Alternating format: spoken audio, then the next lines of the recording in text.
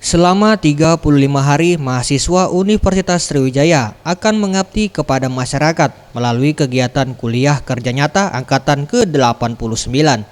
Dilaksanakan di setiap kecamatan yang berada di Kabupaten Penukal Abab, Lematang Ilir. Peserta KKN di Kabupaten Pali sebanyak 528 mahasiswa yang terdiri dari 6 fakultas.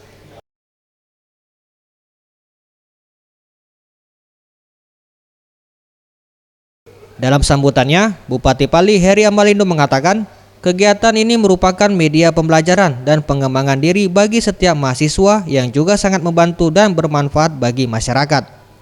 Selain itu, dengan adanya KKN, mahasiswa Unsri di Kabupaten Pali diharapkan dapat memotivasi bagi masyarakat untuk berpikir akan pentingnya pendidikan. Sangat respon sekali, kami senang tentunya.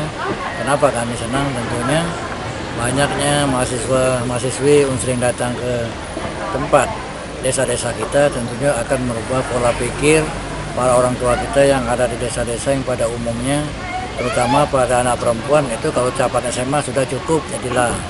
Nah, untuk itu kita mengajak mereka bahwa ada dengan mahasiswa KKN ini perempuan itu tidak harus tamat SMA, tapi dia harus melanjutkan lagi untuk memperbaiki kehidupannya ke depan. Yang kedua tentunya membuka image dari dunia luar bahwa selama ini Kabupaten Pali ini yang dianggap serem, tempat perampok, tempat begal.